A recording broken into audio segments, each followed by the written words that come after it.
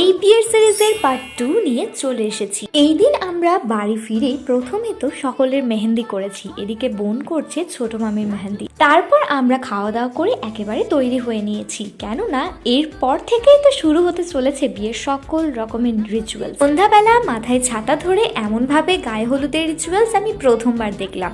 আবারও একটা নতুন নিয়মের সাক্ষী হলাম। আর এদিকে এখন ছোট মামাকে খাইয়ে দিচ্ছে দিদি রসগোল্লা, যেটা আমার বেশ পছন্দের। এরপর কিছু নিয়মের কারণে আমরা যাই ব্রাহ্মণ বাড়ি এবং তারপর বাড়ি ফিরেই খেয়ে নিয়েছি 1 কাপ করে চা। এটার খুব প্রয়োজন ছিল। আর সার্ভ করছে আমাদের দিদি।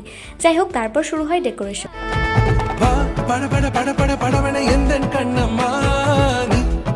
এরপর কিছুটা রাত হতেই আমরা সকলে মিলে আবারও চললাম ব্রাহ্মণ বাড়ি থেকে ভাতের থালাটি আনতে, কেননা এখানে নিয়ম অনুযায়ী রাত্রে বেলাতেই আইবুড়ো ভাত হয়ে থাকে।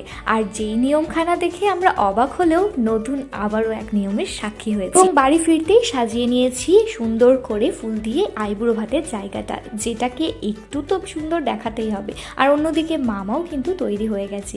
এটা হচ্ছে মামার জীবনের শেষ আইবুড়ো ভাত।